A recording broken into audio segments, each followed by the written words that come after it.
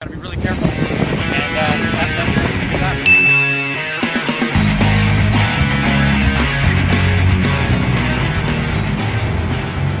Alright, what's up guys? It's Archer Turbo here from the internet. We are here today at mototuning.ie with the 2.5 litre rocket 3-stroker. We're just after clocking up about 850 miles and it is running perfectly. No problems whatsoever. It starts good, hot or cold, idles perfectly, runs smooth. Excellent.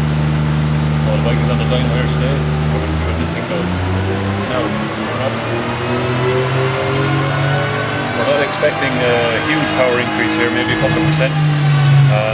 But we are expecting a somewhat significant torque increase, maybe about 10% or so, but we're hoping that that torque, max torque, will be lower down in the RPMs. The stock bike made about, well actually this bike on the dyno stock made 124 horsepower at 5,900 RPM and it made 145 foot-pounds at just over 3,100.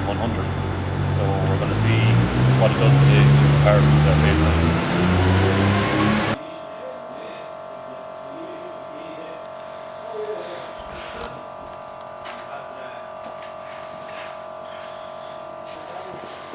Alright, it's me, RTR Turbo again. We're going to do a run now in 4th gear and see what kind of power and torque it's making. Okay, we probably need to get out of here now. Oh yeah? Yep.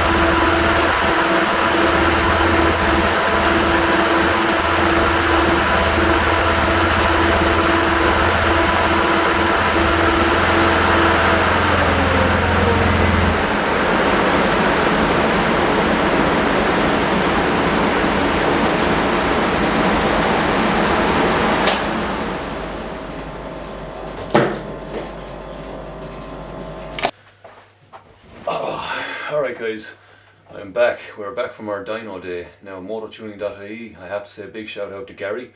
Gary is a whiz kid, couldn't be more professional, helpful or friendly. Highly recommended. So, we got some results. Check this out. Okay, this is the dyno printout from this bike when it was stock, 2.3 litre 2010 Roadster. You can see here we're making 123 brake horsepower at 5932 RPM. And the max torque was 144 foot-pounds at 3137 RPM.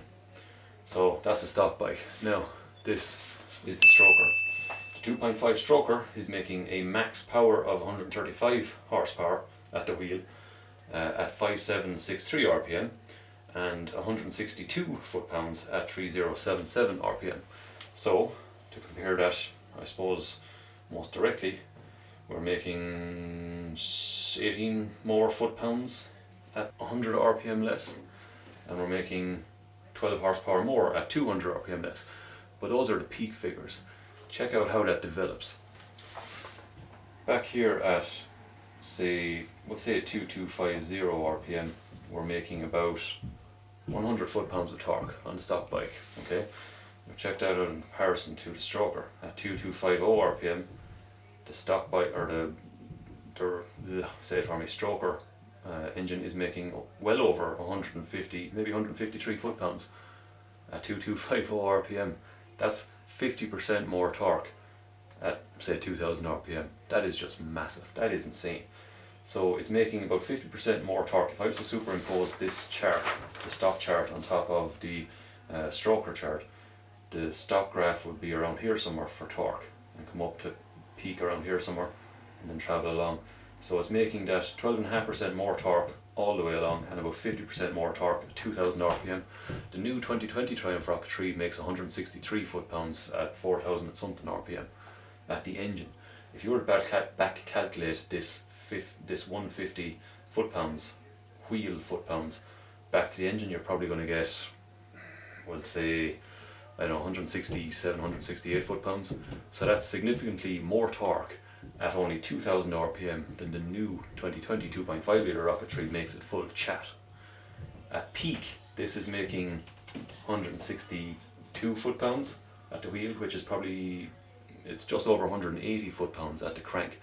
So the stroker makes 180 foot-pounds compared to the new 2020 Rocket 3, which only makes 163 foot-pounds. That's a massive difference. And it's making that big increase in torque the whole way through the rev range. This isn't, let's look at the power for a second. The max power 123 brake horsepower at 5932 on the stock engine. On the stroker engine it's 135 horsepower at 5763, so that's 12 horsepower more at 200 RPM less peak. But if you were to take, say for example, around 100 horsepower, if we come across there from 100 horsepower and then down, we're about halfway between 3500 and 4000. We'll say 3750. 3750 RPM on a stock bike is making 100 horsepower. 3750 on the stroker is making 110 horsepower. So that's 10 horsepower more down here and 12 horsepower more up here.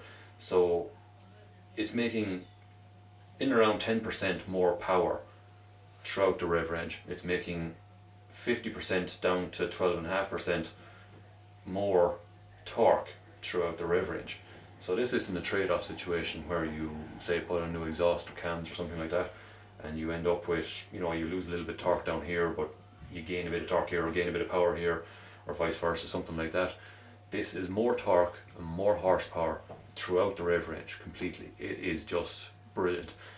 I'm extremely happy with the results. They exceeded all my expectations. I think earlier on today I said, or yesterday I said, I expected about 4 to 5% more power, because I didn't assume it would have equal volumetric efficiency. I thought the longer stroke would have more trouble drawing the air in down along the longer cylinder and it wouldn't breathe as well at high RPMs. I thought the cams might hold it back a little bit, so I guessed 4 to 5% more power. We ended up making 10% more power. That's double the percentage increase I expected. With the torque, that just way exceeded what I expected. I think I said 8 to 10% I expected increase in torque, and the reason for that is because it's a stroker. You've got a bigger explosion, and you've got a longer throw on the crank. So you have a bigger explosion pushing the piston down through the conrod, is turning the crank with more leverage. More leverage means more power or more torque produced, more turning force.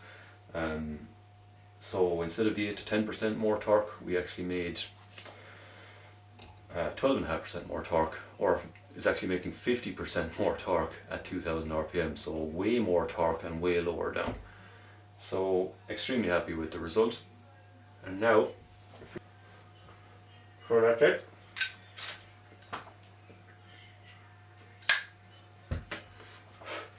R&D on the 2.5 litre Rocket 3 stroker is complete. Kits will now go up for sale. They are available. So if you excuse me, I'm going to have a beer and relax.